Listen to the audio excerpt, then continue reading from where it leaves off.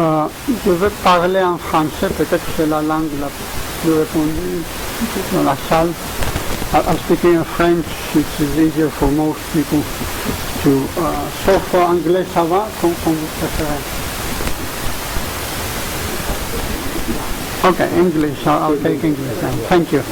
So, very interesting point you raised. Thank you very much, Mr. President of CECIMA. I will take, I've noted down, and allow me, Vice President, to address them. They are very pertinent and sometimes not easy for someone who's outside the banking sector to understand. First of all, you mentioned about the banks, like the banks being overly liquid.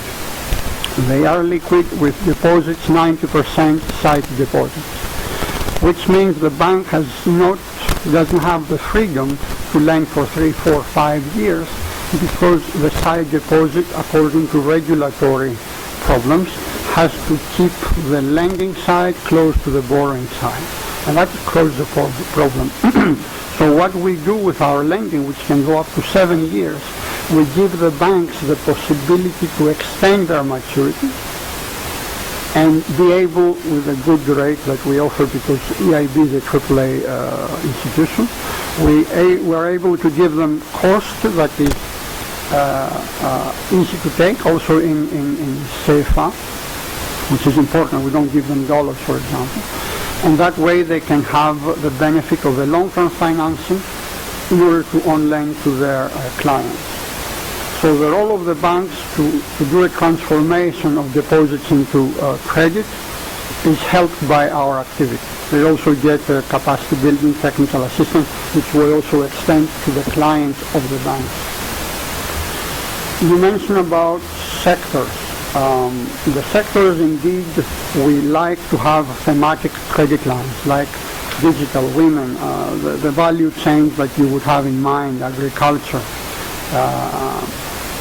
And indeed, for that we are working so that we extend further specific credit lines that go into specific areas and activities of the economy.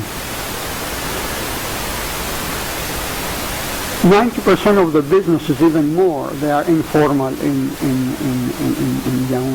Cameroon. And still you have an issue whereby a bank cannot help a startup of a young person. The bank cannot have someone who says, I have this, can you give me money? Why? Because the banks have to comply with certain requirements. It is not that the bank, let's say, in principle does not fulfill its role. It is that for someone who is very small, you have another sector who is more important, and there you come into the world of microfinance.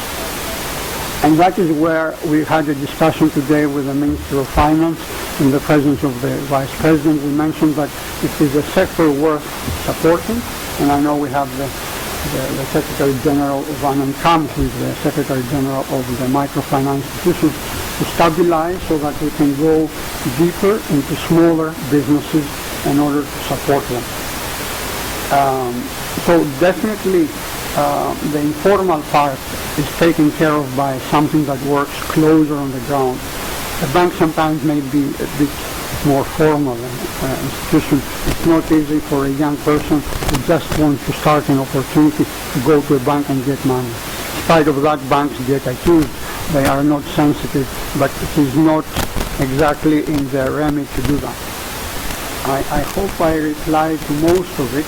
You mentioned the canteens, so the group guarantees and the schemes that are informal, and that in some way reflects the lack of options or the lack of confidence in the financial system. For me, for what I understand, our mission is to work within the system, slowly expand and improve the system as we can, and in terms of preparation and infrastructure, help introduce new aspects. Someone is working with business angels. The business angels are another part of financiers in a smaller part of the business side. Then you have what the Vice President mentioned, the private equity. In order to get private equity funding, someone has to be more sophisticated, more solid. So there is a spectrum of the financial services sector, where we can go, and we go in different ways. In this sense, banks, we provide longer terms, capacity building, interesting cost for that, and then we let them work with the client because they know their client. That is what I wanted to say to respond.